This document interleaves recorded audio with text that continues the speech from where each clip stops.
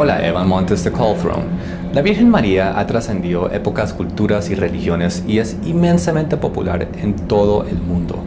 Esto debido a sus apariciones y las tradiciones que tenemos acerca de ella. Hay un problema con esto y es que la Virgen María es completamente antibíblica en lo que ella dice, lo que hace y lo que representa. El video que van a ver es un análisis, es una investigación acerca de quién es ella en realidad y cuál es su verdadera agenda. Es un video que pretende desenmascararla y sé que es un tema delicado porque sé que esta mujer es venerada, es considerada la madre de Dios y es muy sagrada para muchos. Y sé que muchos se van a ofender conmigo. No pretendo ofender a nadie, pero sí pretendo provocarlos para que investiguen acerca de si lo que digo es verdad o es mentira. Esto es importante porque hay dos posibles resultados en todo esto. O yo estoy ofendiendo a la mamá de Dios y me las veré con él, o ustedes están siendo engañados en gran manera, con algo que los puede destruir. Así que analicen esto con cabeza fría. Bienvenidos.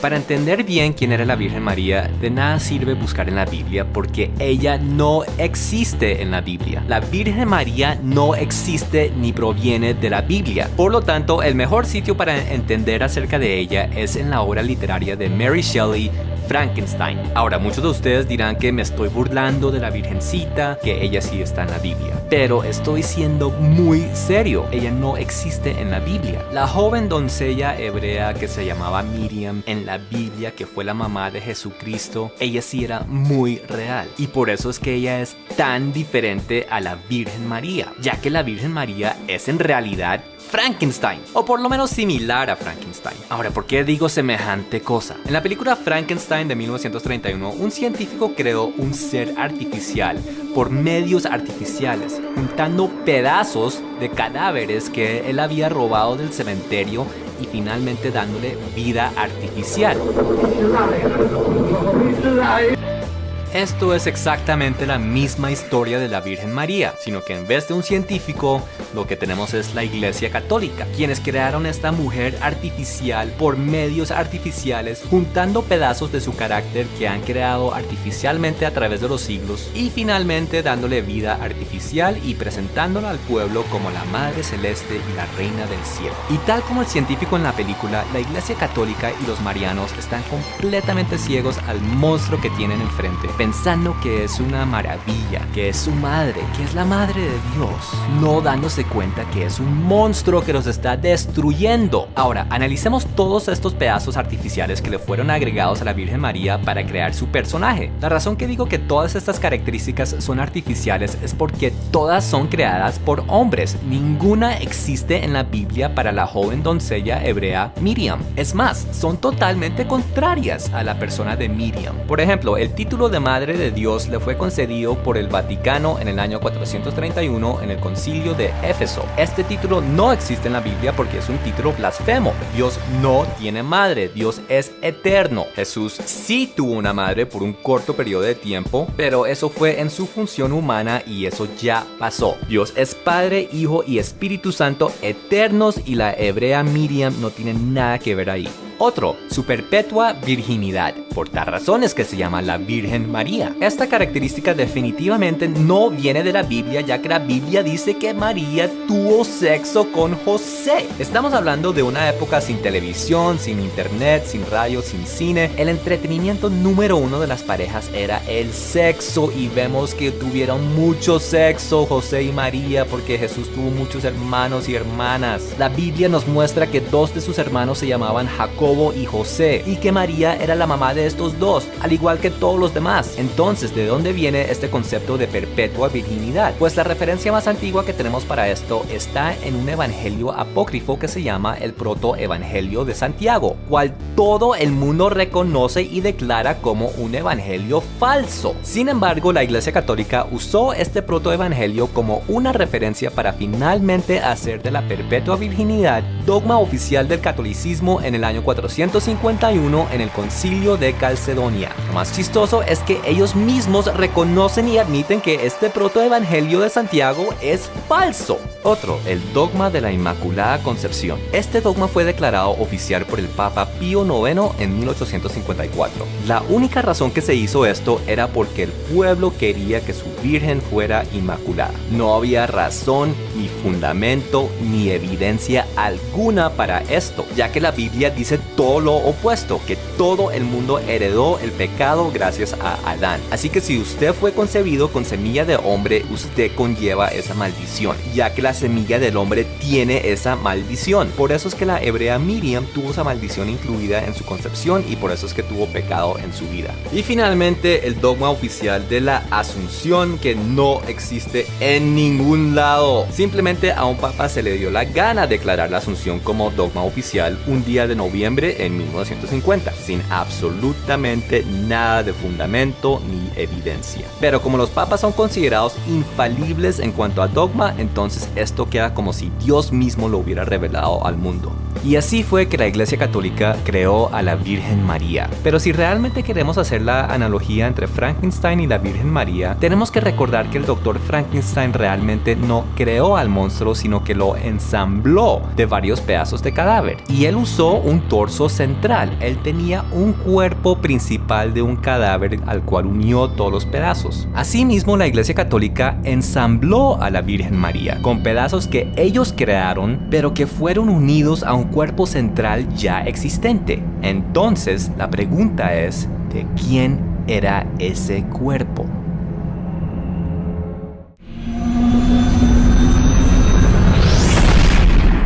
Para saber quién era la Virgen María, antes de su transformación moderna, hay que viajar mucho más al pasado. A la tierra de faraones, a Egipto antiguo.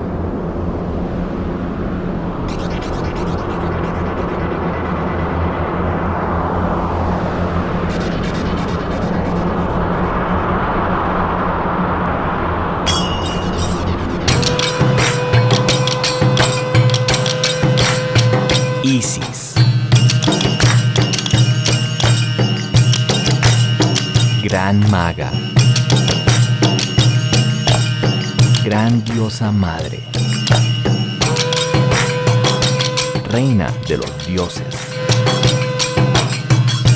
diosa de la maternidad y del nacimiento, la reina del cielo.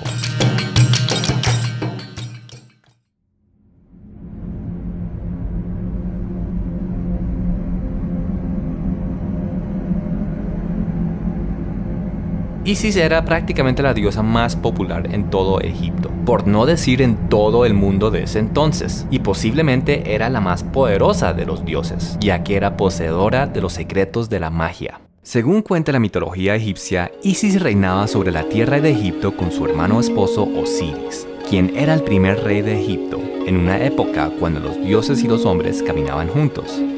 Pero Osiris tenía un hermano Set, quien era muy celoso de él y quería matarlo para quedarse con el reino.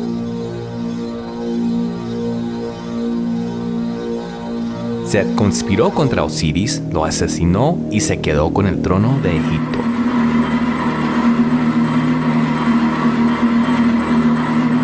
Peor aún, Osiris no tenía heredero.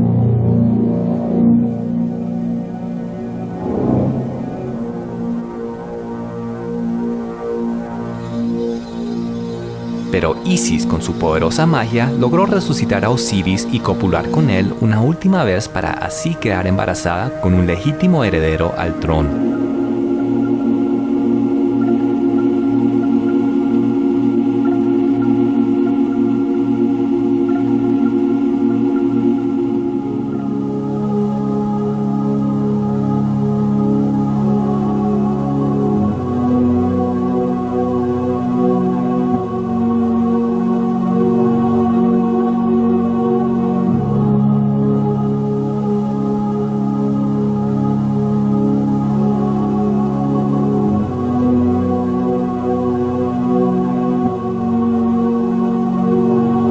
Luego de este acto, Osiris volvió a morir.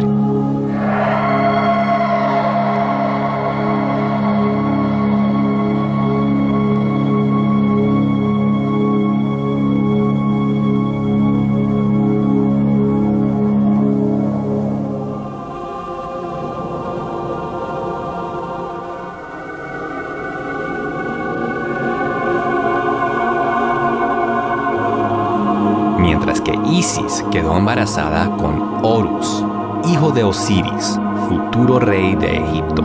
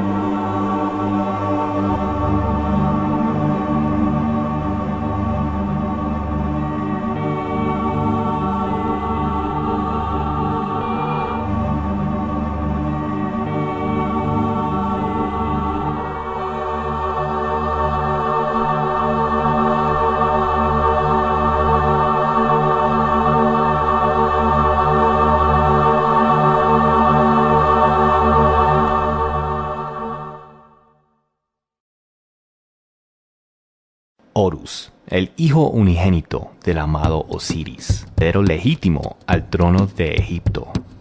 La inmensa popularidad de la reina Isis con su niño dios rey Horus no pudo contenerse solo en Egipto, sino que se esparció por todo el mundo conocido de ese entonces en diferentes presentaciones de acuerdo a las culturas y tradiciones de cada región.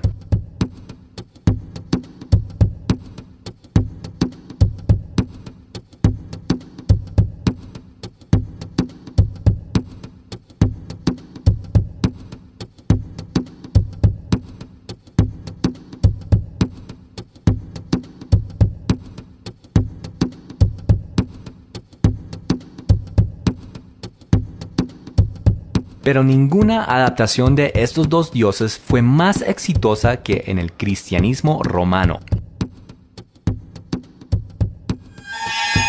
Lo cual trae la pregunta, ¿cómo es que tantas religiones y culturas se han aferrado a un mito netamente egipcio? Pues fácil, porque Isis no es un personaje ficticio de la mitología. Isis es un ser de verdad. Una de las peores creencias del mundo moderno es que el mundo antiguo antes era supersticioso y que creían en dioses imaginarios. Esto es un fatal error histórico, porque malentender el pasado es malentender el futuro. Los dioses paganos pasados eran verdaderos, y la Biblia nos da testimonio de esto. Cast down my staff before Pharaoh, that he may see the power of God. In this you shall know that the Lord is God. Cuando Moisés entró en presencia de Faraón por primera vez, él demostró el poder sobrenatural de Dios con su vara. Pero los egipcios, en vez de estar sorprendidos o intimidados, simplemente hicieron lo mismo que Moisés, tomando sus varas, convirtiéndolas en serpientes porque ellos también tenían conocimiento y poder sobrenatural. Toda su cultura estaba basada en ello. Y ese no fue el único acto de Dios que pudieron imitar. Cuando Moisés convirtió el agua en sangre, los egipcios hicieron lo mismo. Cuando Moisés hizo salir muchas ranas del río, los hechiceros egipcios hicieron lo mismo. Y si la Biblia no es suficiente evidencia para el poder y conocimiento sobrenatural que tenían los egipcios, pues nomás miremos las pirámides de Egipto, que demuestran una tecnología, ingeniería, astronomía, geología, geometría y física imposibles para esa época. Incluso para esta época hay algunos aspectos tecnológicos de las pirámides que no podemos imitar. El mundo y la Biblia comprueban el conocimiento y el poder sobrenatural que tenían los egipcios, demostrando así que los dioses egipcios eran verdaderos. Es más, Dios mismo lo confirma. Ejecutaré mis juicios en todos los dioses de Egipto, yo Jehová. Algo que debemos entender de las 10 plagas de Egipto en el libro de Éxodo es que eran tanto una batalla terrenal entre Moisés y Faraón, pero al mismo tiempo era una batalla celestial de Dios contra los dioses de Egipto. Estas 10 plagas estaban diseñadas para atacar y presionar a Faraón en el dominio físico por medios físicos, pero al mismo tiempo estaban diseñados para atacar y vencer a los dioses egipcios en el dominio espiritual.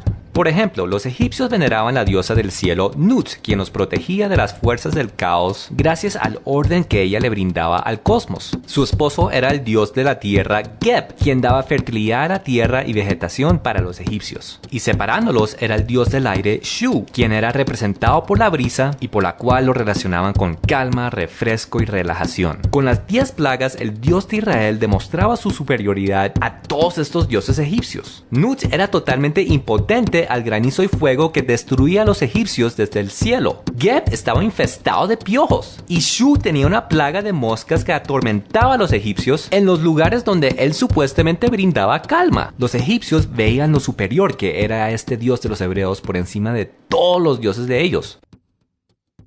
En conclusión, los dioses de Egipto eran verdaderos y ofrecían poderes, conocimientos y avances sobrenaturales a los egipcios. Pero la Biblia nos dice que solo hay un Dios verdadero, lo cual significa que estos dioses egipcios, aunque sí existían, no eran en realidad dioses. Eran demonios, disfrazados de dioses, con todo tipo de ofrecimiento en cuanto a conocimiento oculto y poder sobrenatural para el ser humano, con el fin de llevarlos por caminos de destrucción.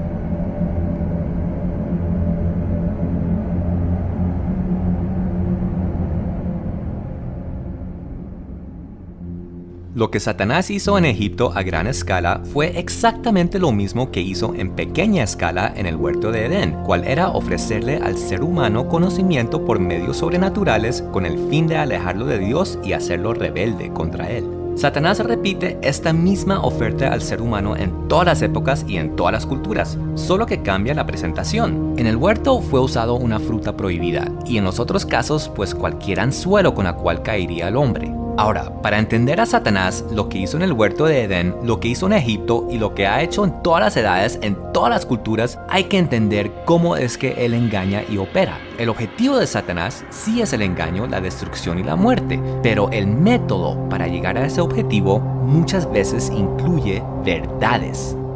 ¿De qué trata toda esta enseñanza? Pues trata acerca de aprender quién es el diablo, de cómo opera, engaña y destruye al hombre. Y la forma más exitosa que Satanás hace estas cosas es haciendo paralelos a lo que Dios hace. Así como Dios busca a que el hombre conecte con él, lo espiritual con lo físico, lo celestial con lo terrenal, el diablo hace lo mismo. El diablo le ofrece al hombre que se conecte con lo espiritual, pero por medios propios, sin necesidad de Dios. Esto fue lo que sucedió en el huerto de Edén. Satanás le ofreció a la humanidad conocimiento para llegar a ser su propio Dios y tener dominio en ambas dimensiones él solo. Tal vez el segundo instante donde vemos esto es con la Torre de Babel, donde al parecer el hombre está tratando de llegar a lugares celestes por medios propios, construyendo una torre alta para así conectar cielo y tierra por medios propios. Y así en prácticamente todas las religiones que niegan a Jesús como Señor y Salvador, vemos esta ecuación como el propósito del hombre, de llegar a lugares celestes o de conectar cielo con tierra de forma independiente y esquiva a Jesucristo. Y tal vez el caso más evidente de esto era la cultura egipcia antigua. Hay que entender que toda esa arquitectura, todas esas estructuras en Egipto no eran diseños de moda o de gustos egipcios, sino que todo eso era herramientas para conectar cielo y tierra. Hay algo que entender de Egipto del Antiguo Testamento, y es que fuera de su rol histórico, también cumple un rol simbólico que a la vez lleva a una revelación profética. En el libro del Éxodo, Israel está simbolizando el reino de Dios y Egipto el reino mundano. De igual forma, Moisés simbolizaba a Jesús mientras que Faraón simbolizaba a Satanás. Moisés rescatando a los hebreos de la esclavitud de Egipto era una sombra profética de Jesús rescatando a la humanidad de la esclavitud del pecado. Así que Egipto en el Éxodo está cargado de simbolismos proféticos. Si investigamos la sociedad egipcia de esos tiempos, es posible que encontremos referencias proféticas acerca de la sociedad mundana de estos tiempos, de cosas que van a pasar. cómo van a pasar y por qué. Después de todo, la misma Biblia dice que todo se repite, que no hay nada nuevo bajo el sol.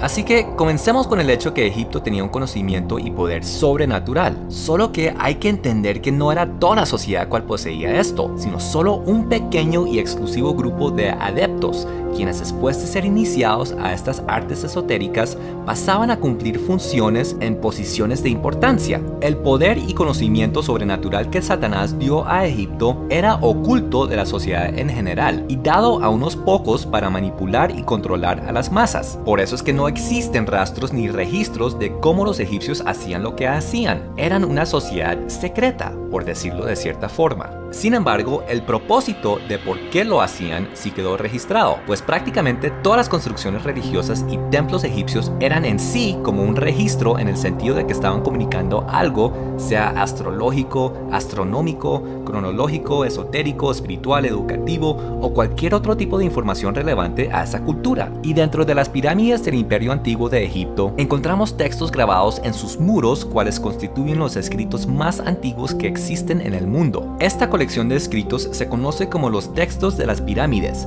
y nos dan entendimiento acerca de las creencias y prácticas de los antiguos egipcios, incluyendo la función de uno de los más importantes, por no decir los más reveladores, templos egipcios, el templo del Fénix. En este templo había una piedra negra llamada la piedra Ben-Ben, donde llegaba el ave fénix para marcar el inicio de una nueva era. Los egipcios creían en tiempo cíclico o repetitivo, en cual el sol pasaba por 12 espacios zodiacales, cada una representando una era humana que duraba 2160 años. La culminación de cada era se daba con destrucción y desastre, y de ahí iniciaba la siguiente era, cual traía un nuevo despertar, con paz y armonía para toda la humanidad, un renacimiento global. Y este ave fénix era representativo de estos ciclos de destrucción y renacer, ya que él mismo se consumía en llamas al culminar su vida, solo para renacer de sus propias cenizas. Por tal, la piedra Ben-Ben era una reliquia muy importante y sagrada para que el ave fénix pudiera llegar y dar aviso a la humanidad de estos grandes cambios por suceder.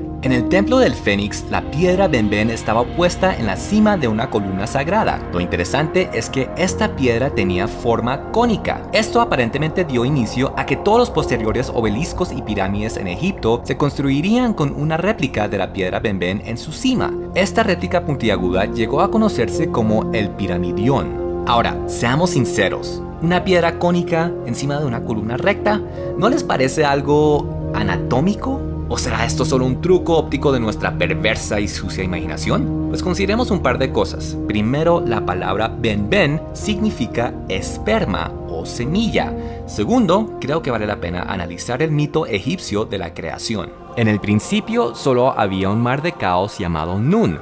De esto salió una serpiente que tomó forma de un dios, quien sería el principio de toda la creación.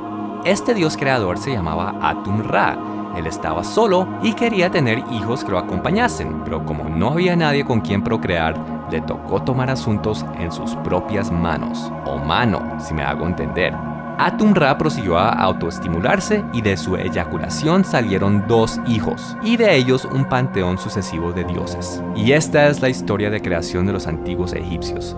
Todo se lo deben a una enorme erección cósmica. Pero los egipcios no ignoraban el otro componente que hizo posible la creación, la mano de Atum-Ra, cual llegó a ser considerado como su aspecto femenino por la función que cumplió en todo este proceso. Y con el tiempo esta mano llegó a tener nombre e identidad propia, Saosis, abuela, entre comillas, de todos los dioses. Así que no es de extrañarse que este fetiche de la creación sería venerado en toda la cultura egipcia y presente por toda su sociedad. Pero como ya vimos, los egipcios creían en épocas cíclicas, así que la creación no era algo del pasado, sino algo repetitivo. Estos obeliscos y pirámides con sus cúspides de piedra semen o piedra Ben-Ben posiblemente servían como un instrumento para proclamar la venida de un mejor ciclo para la humanidad. ¿Y cuál sería esta mejor era que tanto estaban pregonando? Aquí hay que volver al tema de cómo Satanás imita a Dios y hace paralelos a su verdad. ¿Por qué lo hace? ¿Por qué imitar a alguien a quien odia? Irónicamente, lo más efectivo para Satanás y su objetivo es de parecerse a Dios en lo más posible. Me explico. Si yo les digo que en esta foto María es la mujer de piel blanca, cabello rubio y chaqueta verde, ustedes muy fácilmente pueden identificarla, ¿cierto? Pero si en esta foto yo les digo que María es la joven sonriente de ojos verdes, cabello rubio y collar plateado, identificarla sería muy difícil, porque entre más parecido exista entre dos personas, más difícil es distinguirlas. Pero si yo le pregunto al esposo de María cuál es ella, ciertamente él la podrá identificar sin ningún problema, ya que él la conoce íntimamente, porque entre más relación tengas con una persona, más fácil es identificarla. Por eso Satanás imita tanto a Dios y hace paralelos a todo lo que él hace, porque entre más lo asemeja, más difícil es para la gente identificarlo como el diablo. Y Satanás es experto en la humanidad. Él sabe que nosotros preferimos las emociones a las verdades, porque la verdad ofende, mientras que las emociones deleitan. Y esto es la receta perfecta para engañar a las masas. Por lo tanto, Satanás se disfraza como ángel de luz y utiliza verdades para poco a poco llevar a la mentira, de forma tan sutil que no se nota la mentira. Consecuentemente, la gente cree que están siguiendo a Dios cuando en realidad están siendo engañados por el diablo. Pero para los que tienen una relación íntima con Dios, estos sí logran identificar las obras del diablo, por más sutiles y camufladas que sean. Así nosotros los creyentes, quienes estudiamos la Biblia y prestamos atención al Espíritu Santo, logramos ver los paralelos que hizo el diablo entre la Biblia y la religión egipcia. Tal como la Biblia mostró un mar de caos del cual Dios empezó a crear orden, igual el mito egipcio de la creación.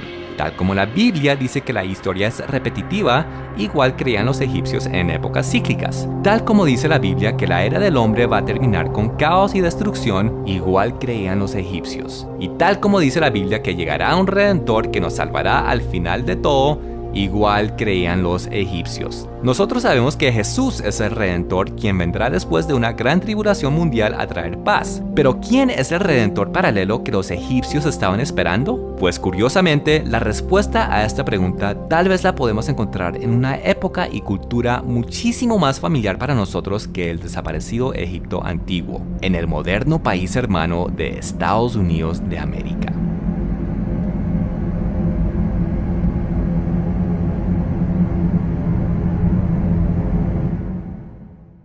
1776. Una nueva nación ha nacido en el continente americano. Para su capital, se ha tomado un pequeño territorio de la colonia de Virginia. Empiezan a construir sus edificios, sedes gubernamentales y calles, pero con un diseño muy especial. Todo está siendo cuidadosamente colocado bajo un esquema y cronograma astrológico, como si se estuviera sincronizando esta ciudad con lugares y eventos celestes. Y si eso no fuera suficiente, muchas de las sedes, monumentos y arte de esta ciudad son réplicas de arquitectura y simbolismo pagano antiguo, lo cual trae la pregunta: ¿en qué estaban pensando los diseñadores de Washington DC? Pues si se tiene en cuenta que estos eran francomasones, la respuesta se puede ir revelando. Los masones son prácticamente la sociedad secreta más poderosa del mundo, de la cual se conoce abiertamente. Están compuestos de políticos, militares, empresarios, famosos y otros de la élite social. He aquí el chiste: la palabra masón significa albañil, y los francomasones definitivamente no tienen nada que ver con esta actividad. Entonces, ¿por qué llamarse masones? Pues porque ellos sí son albañiles, solo no de casitas ni residencias, sino de sociedades. El propósito de la masonería es de construir una nueva civilización y ellos pretenden ser los albañiles quienes lo edificarán. Bueno, ¿y qué tiene que ver esto con el antiguo Egipto? Pues que los antiguos egipcios tenían el mismo objetivo. Ya vimos que el propósito de Dios es de enseñarle al hombre a sincronizar lo físico con lo espiritual por medio de y sujeto a su palabra. Y ya vimos que Satanás imita a Dios. Y ya vimos que el antiguo Egipto hace una sombra profética del mundo secular de hoy. Entonces analicemos lo que estaban haciendo los antiguos egipcios con su sociedad para enterarnos qué está sucediendo en la nuestra. Los egipcios, por medio del poder y conocimiento sobrenatural que les fue dado por Satanás, estaban configurando sus construcciones con constelaciones y movimientos astronómicos. Así como Moisés construyó el tabernáculo para sincronizar cielo con tierra, los egipcios construyeron pirámides para lo mismo, una sincronización imitación. Ahora, si el templo celestial de Dios fue duplicado en la tierra con el tabernáculo, ¿qué estructura celestial estaba duplicando las pirámides? Para responder esto, miremos las creencias religiosas de los antiguos egipcios. Ellos creían en Tep Sepi, la primera vez. Esto es la supuesta primera edad de oro egipcia, cuando los dioses vivían con los hombres, dando lugar a una paradisíaca y avanzada sociedad. Pero lo mejor de Tep-Sepi era que Osiris e Isis reinaban sobre el pueblo, hasta que llegó Set y mató a Osiris. Con Osiris muerto e Isis escondida con su heredero, la edad de los dioses y hombres llegó a su fin, y el deterioro de la sociedad por causa de esta separación de dominios era cuestión de tiempo. La esperanza de un regreso a aquella época dorada de equilibrio y orden, cuando los dioses caminaban con hombres. Para esto construyeron la réplica del cielo en la tierra, creando el tan necesitado enlace entre ambos dominios. ¿Pero réplica de qué? Como ya vimos, el mito va en que Isis logró resucitar a Osiris apenas para procrear con él y quedar embarazada con un legítimo heredero al trono. Y luego Osiris volvió a morir e hicieron con él la primera momificación, cual tenía la función de enviarlo al Duat, o el reino de los muertos, cual quedaba en las estrellas. Osiris al morir ascendió al Duat, convirtiéndose en la constelación de Orión y recibiendo el título de Señor del Duat. Esto dio inicio al rito de la momificación para todos los posteriores faraones cuando morían, asegurando un viaje a las estrellas donde sus almas iban a renacer como una estrella en el Duat y así unirse a Osiris. Esto lo podemos ver en los textos de las pirámides. Oh rey, tú eres la gran estrella, el compañero de Orión, quien atraviesa el cielo con Orión, quien navega el Duat con Osiris. El cielo te ha concebido con Orión. Que asciendas al cielo, que el cielo te dé nacimiento como Orión. Viva y sé joven al lado de tu padre, al lado de Orión en el cielo. Pero ¿dónde quedaba este Duat? ¿Y cómo hacían para enviar los faraones muertos hasta allá? Pues para eso eran las pirámides. Las pirámides son la conexión con el Duat, por medio de la cual podían ascender las almas de los faraones muertos y renacer como una estrella de Orión, o sea, de Osiris. Las pirámides de Egipto son la constelación de Orión-Osiris en la tierra. Esto está registrado en los textos de las pirámides. Oh Horus, este rey es Osiris. Esta pirámide suya es Osiris. Esta construcción suya es Osiris. Únete a él. Egipto fue configurado para ser el portal al Duat, el reino de los muertos, y las pirámides son el cuerpo del dios de los muertos, Osiris. Pues recordemos las profecías de El Asclepio y las admoniciones de Ipuwer, de que Egipto regresaría a su primer estado, a una edad de oro de dioses y hombres. Las pirámides y obeliscos son el anuncio y la confirmación de la pronta llegada de esta nueva era y del regreso de los dioses de antigüedad. Por eso es que vemos obeliscos ubicados en las ciudades alrededor de todo el mundo, y como siempre, el público en general no tiene ni idea de qué son. Ya vimos que el obelisco y un círculo representan el acto de Atum-Ra masturbándose, y vemos este simbolismo por todo el mundo una y otra vez.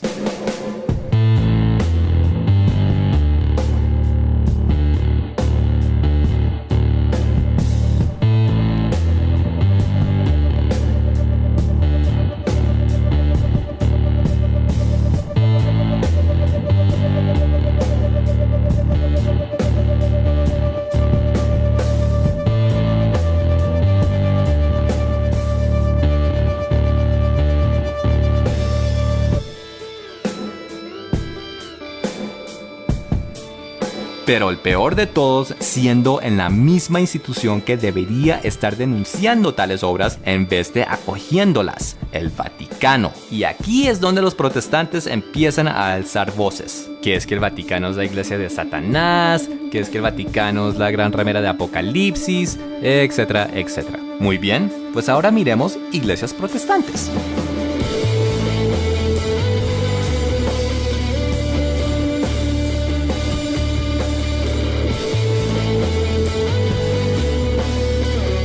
Verán, mis hermanos, es que esto no es problema del catolicismo. Esto es problema de todos. Satanás está infiltrado en absolutamente toda iglesia cristiana en existencia. Todos estamos en desobediencia en una que otra cosa gracias a la confusión generada por el diablo con respecto a la palabra de Dios. En conclusión, el mundo está repleto de ciudades esotéricas, arquitectura pagana y templos interdimensionales. Igualmente, la civilización global está totalmente desconectada de Jesucristo y en completa oscuridad espiritual. todo está listo para la llegada del nuevo orden de las edades, cual los antiguos anhelaban más que nada. Y esto gracias a los masones. Hemos llegado hasta este punto ya que los masones básicamente son la continuación secreta del sacerdocio egipcio antiguo y han seguido su agenda de moldear la sociedad para el retorno de los dioses, solo que lo han hecho con una faceta muchísimo más occidental. Y aún con todo esto, falta algo. Faltan los catalizadores de nuevas eras, la piedra Ben-Ben y el ave fénix. Pues si miramos la pirámide de Keops, falta su piedra Ben-Ben. Es como si los antiguos nos estaban diciendo que este portal se activará cuando llegue su Ben-Ben. Entonces, ¿dónde está? Pues los masones llevan décadas mostrándonos. En el dólar está la piedra Ben-Ben faltante y el ave fénix. Está bien, es un águila, pero seguramente es el ave fénix encubierto. Por ahora enfoquémonos en la piedra Ben-Ben. Claramente vemos que está en el cielo y que aún no ha aterrizado a la pirámide. Así que la señal que debemos estar esperando es una señal celestial. Pero, ¿qué tal si la piedra Ben-Ben ya llegó? ¿Y qué tal si llegó y quedó registrado un video? ¿Qué tal si lo vemos en este instante?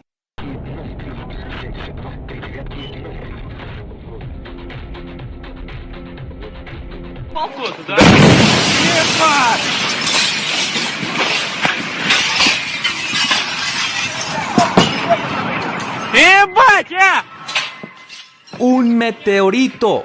Es la piedra Ben-Ben. Esto es lo que vieron los antiguos y llamaron la semilla de los dioses. Ahora, un poco de astronomía. Resulta que existen meteoritos de hierro y estos son de color negro. Y a veces cuando ingresan a la atmósfera, su trayectoria es orientada, o sea que caen en un solo sentido sin estar girando desenfrenadamente. Cuando esto sucede, el frente del meteorito se va quemando y achicando, creando una figura bastante reconocida en todo esto.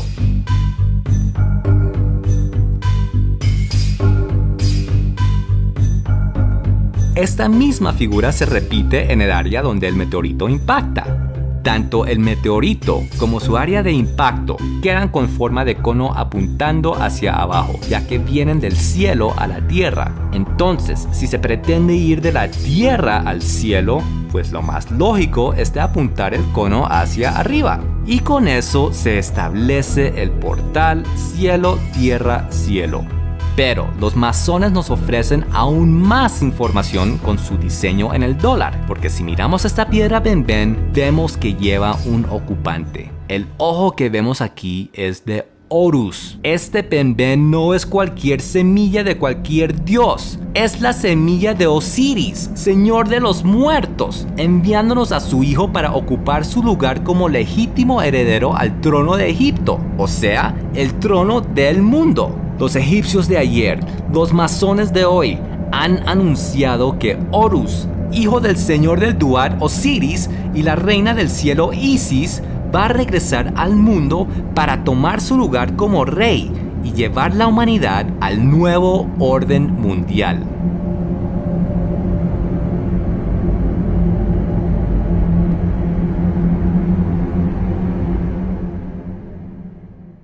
Desde tiempos antiguos se ha estado anunciando la llegada de una nueva era con el regreso de seres celestiales, así que ¿podemos realmente esperar a que un dios con cabeza de halcón aparezca de repente en el cielo? Pues no, porque en realidad no existe un dios Horus, ni Isis, ni Osiris. Estos simplemente eran demonios tomando ciertos aspectos y personificaciones de acuerdo a la cultura y época en la cual estaban operando, y al convencer las sociedades que ellos eran dioses, proseguían a inundarlos con mentiras acerca de cómo fue la creación, qué existe en el dominio espiritual, qué pasa después de la muerte, etc., para así manipularlos y mantenerlos alejados de la verdad del Dios de Israel. Ahora, en el pasado tales representaciones y fábulas funcionaban muy bien para un mundo pagano y supersticioso, pero hoy en día no funcionaría por dos elementos predominantes en la sociedad moderna. Por el lado espiritual está la fe abrahámica, cual eliminó el panteísmo, y por el lado físico está la ciencia, que ha dado dado lugar a teorías aceptadas como el Big Bang y la evolución. Pero nada de esto es problema para Satanás, porque él es experto en el engaño y manipulación. Simplemente reúne a sus demonios para una sesión de cambio de imagen y los vuelve a soltar a la sociedad con las mismas mentiras más adaptadas a tiempos modernos, pero sin desviarse del cronograma de eventos original. Así que para los demonios quienes actuaban en los papeles estelares de Isis y Horus, les dio una imagen más acomodada a la actualidad. La Virgen María, la nueva cara e imagen de la antigua Isis que ahora sí es compatible no solo con la religión cristiana, sino también con el Islam, hinduismo, budismo, nueva era, Wicca y prácticamente toda otra religión, lo cual pone a la Virgen María en una extraordinaria posición de ser el común denominador entre tantas religiones distintas, lo cual hace posible que ella unifique las religiones bajo un gran esquema universal. En cuanto a su antiguo hijo Horus, él también llega con una nueva cara e imagen. ¿Y cómo será? Bueno, lo interesante es que cada religión tiene una versión de la llegada de un redentor para la humanidad. Así que este Horus tendrá que ser alguien cual cumpla con las expectativas de todos. Parecería una tarea bastante difícil, pero la verdad es que entre más cambian las cosas, más siguen igual. Aunque vivimos en una época con más información y más accesibilidad a información que en todas las épocas anteriores combinadas, aunque tenemos más avances en ciencia y tecnología como nunca antes, la sociedad sigue igual de pagana y supersticiosa como siempre. No importa cuánto avance una sociedad materialmente, estar sin Jesús es seguir en tinieblas. Y si miras bien, podrás ver que nada ha cambiado. Así como había adoración a ídolos en el pasado, hay adoración a ídolos en el presente. Sacerdotes paganos, sacerdotes paganos. Prostitutas de templo, prostitutas de templo. Fanatismo religioso, fanatismo religioso. Y así hay una versión moderna para prácticamente todo lo del pasado, porque tinieblas es tinieblas sea cual sea el siglo. Pero quisiera analizar a un profeta, entre comillas, de este paganismo moderno, al director de Hollywood Stanley Kubrick, porque creo que él nos revela algo importante con una de sus películas. 2001. Una odisea del espacio. Una película que marcó un hito por su estilo visual, revolucionarios efectos especiales y sus proyecciones vanguardistas. Pero sobre todo, una película que nadie entendió. En su propia premiere, más de 200 personas se salieron de la función, incluyendo el célebre actor Rock Hudson, quien al salir dijo: ¿alguien me puede decir de qué diablos trata esto? Al parecer, esa fue la intención de sus creadores, como si solo los que tuvieran ojos para ver y oídos para oír podrían entender esta película y su mensaje, ya que estaba comunicando una nueva era para la humanidad. Analicemos. La película comienza con humanos primitivos, y desde el cielo llega una losa negra. Los humanos primitivos, tocan esta losa negra y se vuelven inteligentes, dando inicio a la evolución hacia el hombre moderno, al cual vemos en su conquista del espacio, donde vuelven y encuentran otra losa negra en la luna.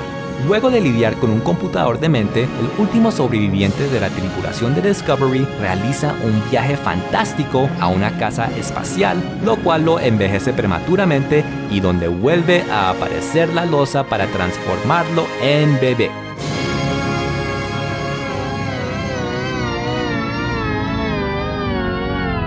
No tiene sentido esta película, al menos que usted sepa mitología egipcia. Entonces la película tiene sentido. Todo esto es la religión antigua egipcia en versión ciencia ficción Hollywood. Esta losa negra es la piedra Ben-Ben, cual desciende del cielo anunciando una nueva era para la humanidad. La primera vez que lo vemos, da inicio a la era del hombre moderno, y al final de la película convirtió el astronauta en bebé. ¿Por qué? Porque recordemos que cuando los faraones morían, eran enviados al Duat por medio de las pirámides para renacer como una estrella de Orión Osiris. Y esto es lo que le pasó al astronauta. Él representa el hombre moderno ya en su máxima evolución y ha llegado la piedra Ben-Ben anunciando que él va a ser llevado a la nueva etapa de su evolución, a la nueva era para los seres humanos. El astronauta, como los faraones, renace en las estrellas como un ser superior. Pero aquí es donde se pone interesante. Sabemos que la piedra Ben-Ben es cónica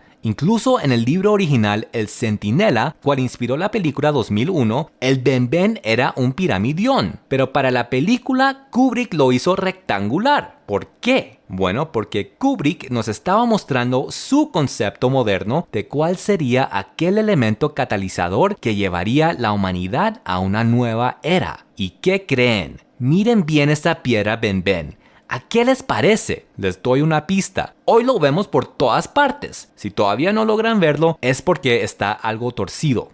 Ahí está. La piedra Ben de Kubrick es una pantalla plana. Kubrick nos estaba mostrando con asombrosa precisión que la era de la informática, representado aquí con una pantalla plana, iba a ser lo que llevaría a la humanidad a su próxima era. ¿Y de dónde viene este formato rectangular tan omnipresente en nuestra sociedad? Pues viene de Hollywood. Todas estas pantallas en aparatos que tenemos son réplicas de la pantalla de cine, debido a que, a diferencia del televisor, que era un formato casi cuadrado, el de cine da una vista más amplia, ofrece una visión más extensa, con más información y capacidad para ver. En cierto sentido, le abre los ojos al público. Esto es prácticamente lo mismo que proclamaban los egipcios con su dios rey Horus. Él tenía cabeza de halcón porque los halcones tienen una visión mucho más avanzada que los humanos. Pueden ver más allá, más lejos. El ojo de Horus representa un dios quien le abrirá los ojos a la sociedad y los iluminará. Y así Stanley Kubrick estaba en lo cierto. Solo que se equivocó en algo. La informática y medios masivos sí nos han preparado para una nueva era, pero no porque nos han iluminado más, sino irónicamente porque nos han embrutecido más. ¿Por qué? Porque la verdadera fuente de iluminación y sabiduría es Dios y su palabra, y estos han sido sistemáticamente eliminados en gran parte de nuestras sociedades y vidas, al tiempo que las pantallas planas han sido colocadas por todos lados y han sido saturadas con enormes cantidades de basura y estupideces, cuales a su vez alimentan un apetito insaciable que la población general ha desarrollado por ello. El resultado de esto es obvio: inmoralidad, ignorancia y distracción masiva. Estos son los verdaderos catalizadores que traerán la nueva era. La informática y los medios masivos simplemente eran la herramienta para crear esta situación. Con la inmoralidad, Dios se convierte en el villano, volviéndose demasiado políticamente incorrecto e intolerante para una sociedad que lo ve como anticuado y tirano. Con la ignorancia, la gente no tiene ni idea que estamos en fin de tiempos, pensando que todo es debido a ciclos naturales o artificiales del mundo y que igual tienen solución natural o artificial. Y con la distracción, Satanás puede obrar tranquilamente en sus vidas y sociedades sin que ellos se den cuenta. Así, Satanás prosigue con su agenda de llevarnos a la nueva era donde los dioses volverán a la tierra. ¿Pero qué dice la Biblia acerca de esto? Pues la Biblia nos revela que sí habrá un tipo de nueva era tal como ha sido anunciado. Dice que 3 sujetos llegarán a la tierra haciendo grandes señales y prodigios en el cielo, tanto que todo el mundo quedará maravillado con ellos. Solo que a diferencia de todas las demás fuentes, la Biblia nos revela la verdadera identidad de estos sujetos, quienes pronto llegarán: Satanás, el anticristo y el falso profeta. Recuerden, Satanás imita a Dios y hace paralelos a lo que él hace, y estos 3 sujetos son un paralelo a la Santa Trinidad de Padre, Hijo y Espíritu Santo. Para los religiosos o espirituales, la Virgen María se encargará de manipularlos para que piensen que esto es de Dios. Pero ¿qué pasa con los que no son religiosos o espirituales? Los que son ateos o científicos. Bueno, pues Satanás está preparado para todo. Para ellos, la decepción será algo con la cual ellos podrán identificar. ¿Recuerdan en el primer capítulo cuando dije que la doctrina de la Asunción de María fue dada por el Papa Pío sin ninguna razón? Bueno, pues eso no era exactamente cierto. La verdad es que sí hubo algo que lo inspiró a tomar tal decisión. El Papa Pío vio un ovni. En serio, vio un ovni, solo que la Iglesia Católica lo llama de otra forma: el milagro del sol. Todo comenzó hace muchos años en un pueblito llamado Fátima, en Portugal. Y en este pueblito habían 3 pastorcitos que vieron las apariciones más famosas que existen de la Virgen María. Al reunir todo el pueblo y miles de personas y periodistas del mundo, todos pudieron ver el famoso milagro del sol, cual empezó a girar por todo el cielo, cambiar en múltiples colores y finalmente caer hacia la multitud. Pero cuando estaba a punto de impactar, echó reversa y volvió a su sitio normal.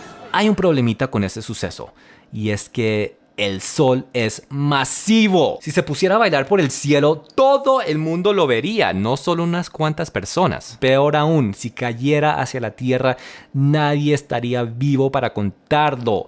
Este círculo danzante no era el sol. Años más tarde, el Papa Pío XII dijo haber visto el mismo suceso 4 veces. En sus notas papales dijo: he visto el milagro del sol. El sol, cual aún estaba muy alto, se veía como una esfera opaca y pálida, completamente rodeada de un círculo luminoso. Se alejaba un poco, girando o moviéndose de izquierda a derecha o viceversa. La descripción que este papa dio es prácticamente el testimonio estándar que dan los que han tenido una experiencia cercana del tercer tipo. Esferas luminosas, movimientos abruptos, radiación de colores, etc. Y si eso no es suficiente, resulta que el Vaticano está altamente involucrado con astronomía. No porque sea una institución dedicada a las ciencias cósmicas, sino porque aparentemente se están preparando para hacer contacto con extraterrestres.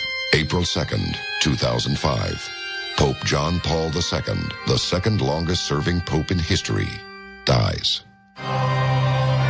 He is praised as being one of the most influential leaders in the 20th century. April 8th, at 6:03 a.m., hours before John Paul's funeral, an unidentified flying object is filmed by a security camera observing St. Peter's Basilica. Could this mysterious object be evidence of a connection between the Vatican and alien life? Unsealed case file, the sighting at Fatima. 1917, the climax of World War I. Portugal attempts to remain neutral in the global conflict. The country is gripped with fear, and its people are looking for a sign of what's to come. On October 13th, 1917, in Fatima, Portugal, a mass UFO sighting with more than 70,000 witnesses took place. During the event, the rain stopped. Some witnesses believed that the clouds parted, and what was described as a saucer-shaped craft came down from the heavens above towards Earth. According to eyewitnesses, 3 children approached the vision and witnessed an apparition of a beautiful woman. The vision reportedly included a glowing globe-shaped vehicle showering rose petals that disappeared upon hitting the ground. According to the girls, the apparition gave them a cryptic message. Over the years, they attribute that to being the Virgin Mary, but it's very possible that this could have been something else. Sightings and messages from strange beings. Reports of possible UFO activity continue to be reported around the world, and according to experts, the Vatican openly investigates them. In 2011, a group of people on the Ivory Coast of Africa saw a light in the sky. It wasn't just a light in the sky, it was a diamond-shaped light in the sky.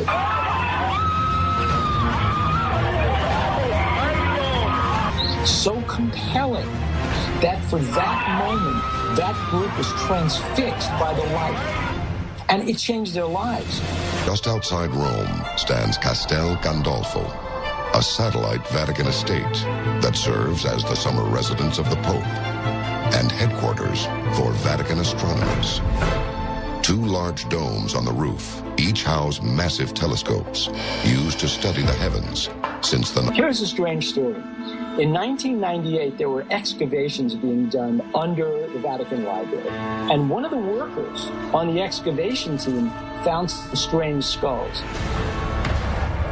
They were elongated. Así que la Virgen María no solo puede unir las diferentes religiones del mundo, sino que también puede unir lo sobrenatural con lo paranormal. Ella es perfecta para unir todos estos elementos y para convencer al mundo de que esto es para evolucionarnos a la utopía humana que el mundo siempre ha soñado en compañía de seres celestes que han regresado. Solo que la Biblia ya nos reveló que esto es obra de Satanás, para dar al anticristo potestad sobre el mundo entero. La verdad es que lo que viene, sea por medio de las pirámides, ovnis o lo que sea, es completamente diabólico y la Virgen María será quien lo coordine todo. Obviamente estas declaraciones son inmensamente ofensivas para muchos.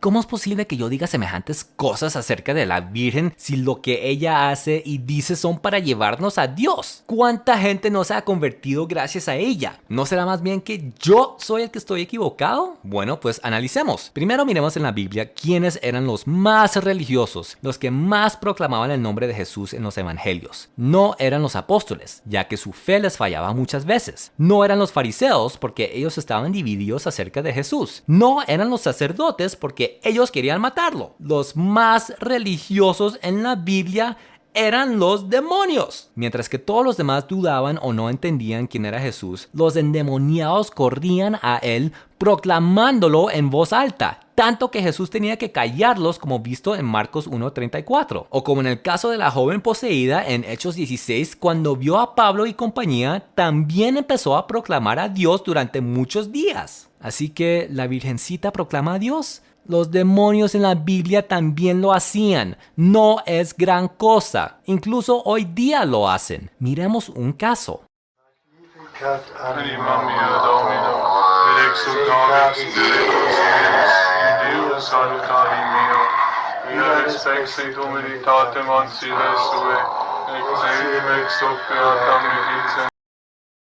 Annalisa Michel era una joven alemana que supuestamente fue poseída y murió a causa de la debilidad física que esto eventualmente le causó. Su caso inspiró la película El exorcismo de Emily Rose, entre otras. Según afirmó ella, estaba poseída por 10 demonios, y estos parecían ser bastante predicadores, sobre todo hacia la fe católica, ya que supuestamente decían cosas como: deben seguir el mensaje de Fátima, deben recitar el rosario o será el fin. Los católicos tienen la verdadera doctrina y van tras los protestantes como prostitutas. Si la gente supiera qué les espera por no ir a la iglesia, les irá muy mal. Ya no obedecen al Papa en Roma. Aquel en Roma es quien mantiene la iglesia en pie. Otras manifestaciones de Annalisa incluían una compulsión obsesiva por arrodillarse cientos de veces al día hasta reventarse las rodillas, y estigmas que le aparecían repentinamente en las manos y en los pies. Pero definitivamente lo peor de todo es que Annalisa optó voluntariamente por ser poseída y atormentada hasta la muerte, porque alguien la influenció a hacerlo. Adivinen quién fue ese alguien. To było pewnej niedzieli. Jej przyjaciel Piotr pojechał z nią na spacer do rajskiego młyna.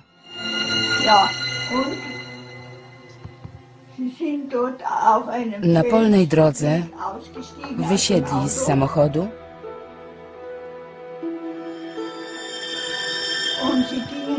i poszli razem na spacer.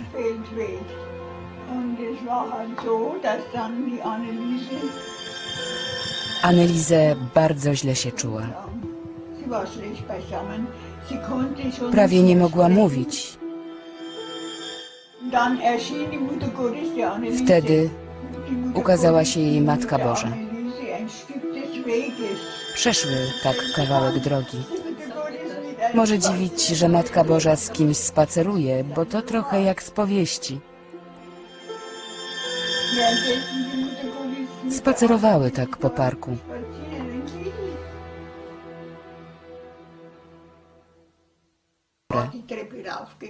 Przyszła i powiedziała: mamo, mamo, popatrz na mnie. Ja mogę znów chodzić, mogę skakać, podskakiwać, tańczyć. Ukazała mi się Matka Boża. Pomyślałam, chyba niedobrze usłyszałam. Objawiła się Matka Boża? Nie, to niemożliwe, ona zwariowała. Tak, tak, powiedziała, ukazała mi się Matka Boża. Powiedziała to kilka razy. I Matka Boża kazała mi czynić pokutę, bo inaczej wiele dusz pójdzie do piekła. Przyszłam do Anneliese. Ona wtedy całymi dniami i nocami klęczała albo stała przed krzyżem. I powiedziałam: Anneliese, nie możesz tego zrobić. Odpowiedziałam: mogę, mamo. Jeśli ja nie zrobię teraz tego, co powiedziała mi Matka Boża, to będę winna, że tak wiele dusz pójdzie do piekła i będą na wieczność potępione. Wtedy i ja będę winna.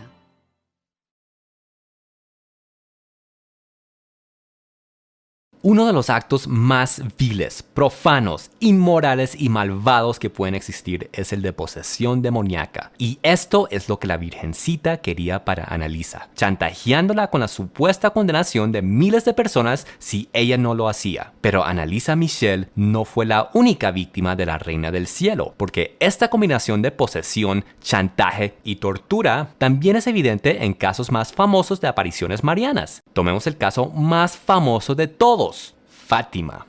En 1917, la Virgen María se les apareció a 3 pastorcitos portugueses llamados Lucía, Jacinto y Francisco, y entre muchas otras cosas les dijo: ¿quieren ofrecerse a Dios y aceptar todos los sufrimientos que Él desea enviarles? Tendrán que sufrir mucho. Estos eran niños de 7 a 10 añitos. Obviamente ellos querían complacer a la Virgen, por la cual dijeron que sí. Sobre todo que la Virgen les dijo que si no lo hacían, miles de personas irían al infierno.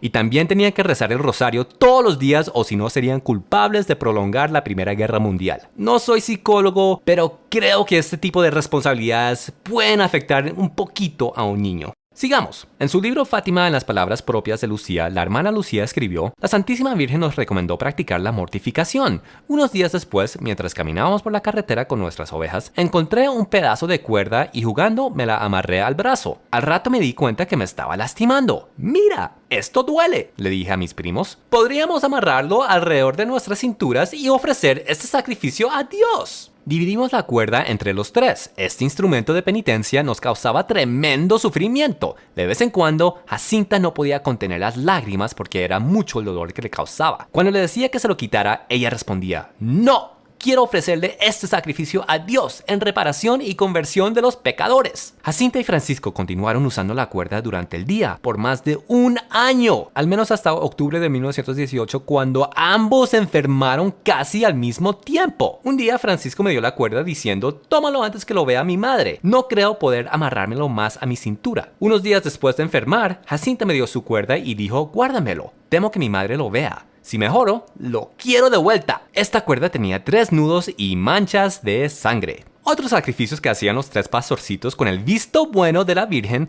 era frotarse el cuerpo con ortigas, una planta que produce irritación en la piel con picor intenso, no comer, no beber agua en días calurosos de verano, entre otras cosas. Cuando Jacinta y Francisco enfermaron, vieron esto como el mejor de los sufrimientos que podían padecer para Dios, por lo cual no deseaban mejorar y siguieron afligiendo sus cuerpos debilitados con sacrificios adicionales. Simplemente se resignaron a morir, lo cual finalmente sucedió para ambos a las tiernas edades de 9 y 10 años. En 1961 la Virgen se le apareció a 4 jovencitas colegialas en Garabandal, España, y estas empezaron a manifestar comportamientos muy raros, como visto aquí, donde muestran una compulsión obsesiva de besar un ídolo negro y hacer que los de alrededor también lo besaren.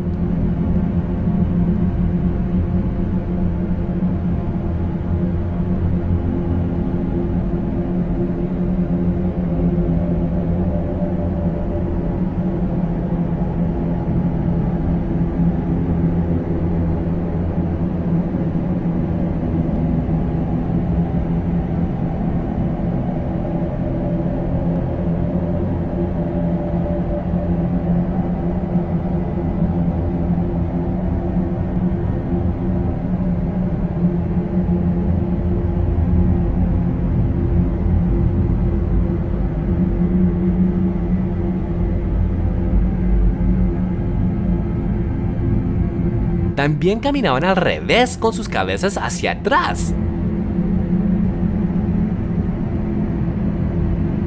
Algo completamente antinatural. Y hasta escalofriante.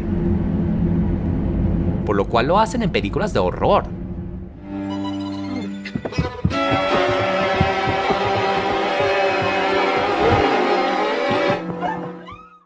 Entraban en toda clase de éxtasis y trances cuales podían durar horas, y sus cuerpos se contorsionaban y entiesaban. Exactamente lo mismo que le pasaba a Annalisa Michel. Emily?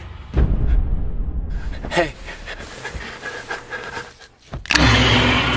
Es simplemente increíble que con semejantes comportamientos nadie se diera cuenta de lo que realmente les estaba sucediendo.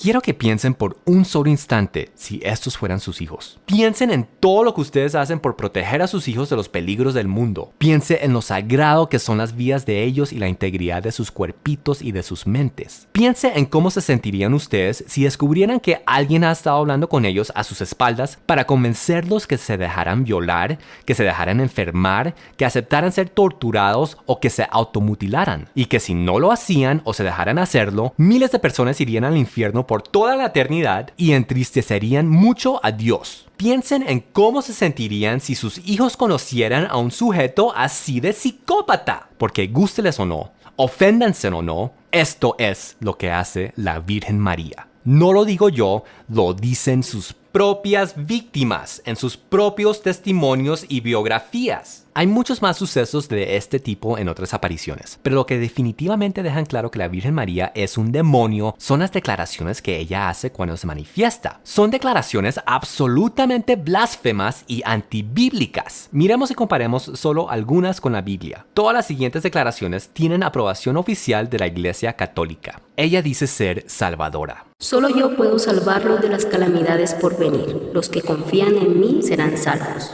Comparemos esto con la Biblia. Jesús, en ningún otro hay salvación, porque no hay otro nombre bajo el cielo en que podamos ser salvos. Ella dice haber hecho obra redentora. Categóricamente afirmo que su sufrimiento se convirtió en mi sufrimiento, porque su corazón era el mío. Y así como Adán y Eva vendieron el mundo por una manzana, de cierto modo mi hijo y yo redimimos el mundo con un solo corazón. Comparemos con Isaías 47:4. Nuestro Redentor, Jehová de los ejércitos, es su nombre.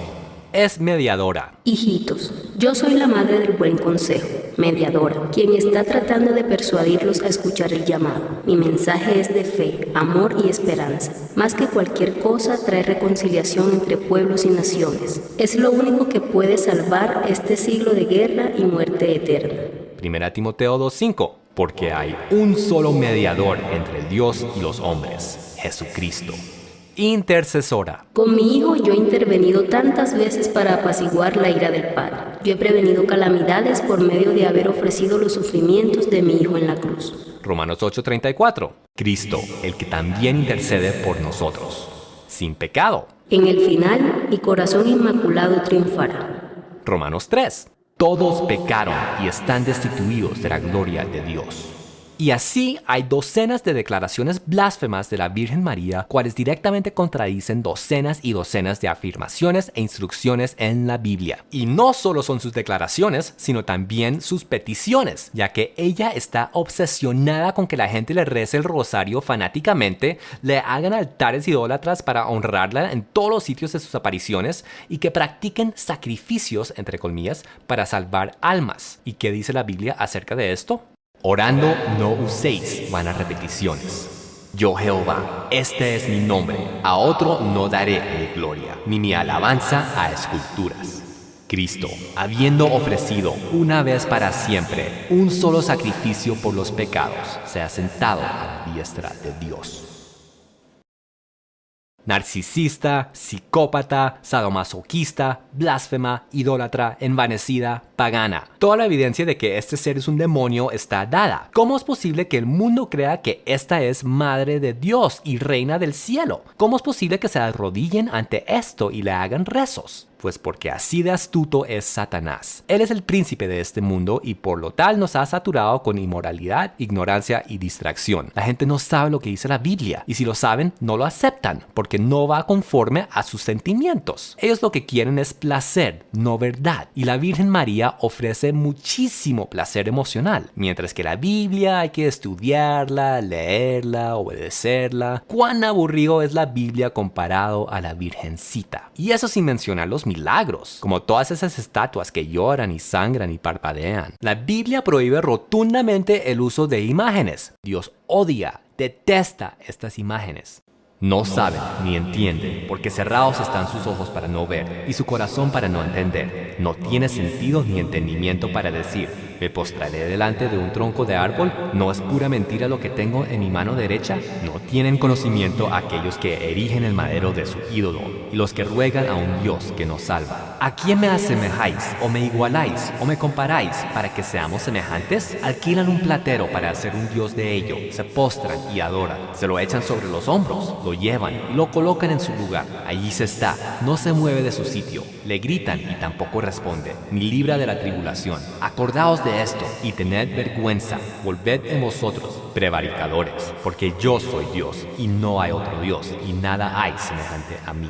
Las costumbres de los pueblos son vanidad, porque el leño de bosque cortaron, obra de manos de artífice, con buril, con plata y oro lo adornan, con clavos y martillo lo afirman para que no se mueva. Derechos están como palmera, y no hablan, son llevados porque no pueden andar. Enseñanza de vanidades es el leño. Todo hombre se embrutece, y le falta ciencia, se avergüenza de su ídolo todo fundidor, porque mentirosa es su obra de fundición, y no hay espíritu en ella. Vanidad son, obra vana, al tiempo de su castigo perecerán. Pero a la gente no les importa, ignoran por completo la Biblia y deciden por ellos mismos qué es o no es Dios. Exactamente lo mismo que hicieron los hebreos en el desierto del Sinaí. No hay nada nuevo bajo el sol. Así que, ¿llora su ídolo de María? ¿Brota aceite? ¿Pica el ojo? Pues, oh sorpresa, también lo podían hacer los ídolos de Egipto. No es gran cosa. Estas manifestaciones son simplemente otra evidencia más de la conexión mariana al paganismo egipcio. En un fragmento de losa grabada conocida como la Piedra de Palermo, que data de la quinta dinastía del Egipto antiguo, vemos el famoso ritual de la apertura de la boca con la cual infundaban animación a estatuas para que pudieran ver, escuchar y hablar. Ahora, se podría descartar esto como fábulas supersticiosas, pero recuerden que la Biblia nos informa que ellos, los antiguos egipcios, tenían la capacidad de convertir varas en serpientes, o sea, de un objeto no animado a algo animado. Igualmente, en la Biblia vemos que este tipo de magia va a regresar, ya que en Apocalipsis 13:15 nos muestra una futura estatua en el templo de Jerusalén que hablará y dará órdenes. Así que estas cosas son muy reales y muy demoníacas, y sin embargo ahí tienen a la gente adorándolo. Vuelvo y repito que entre más cambian las cosas, más siguen igual. Incluso la veneración a la piedra Benben continúa hoy. No más hay que mirar al lugar santísimo de la segunda religión más grande del mundo, el Islam. Cada año miles de musulmanes viajan a Meca, en Arabia Saudita, para ir al Kaaba o el Cubo, donde hay una piedra negra en un círculo bastante anatómico. Y los musulmanes meten sus cabezas en este círculo bastante anatómico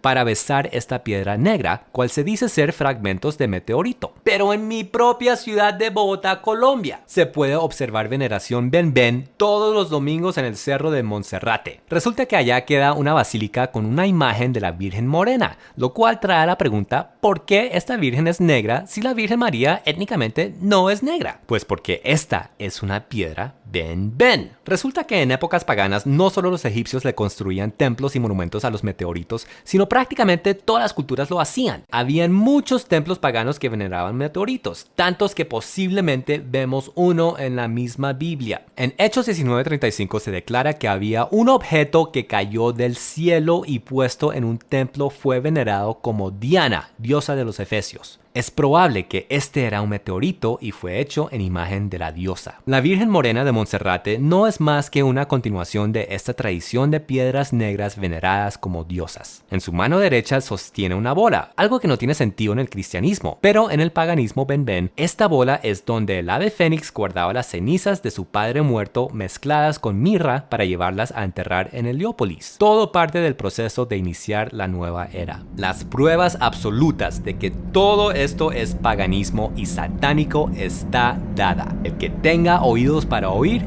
que oiga.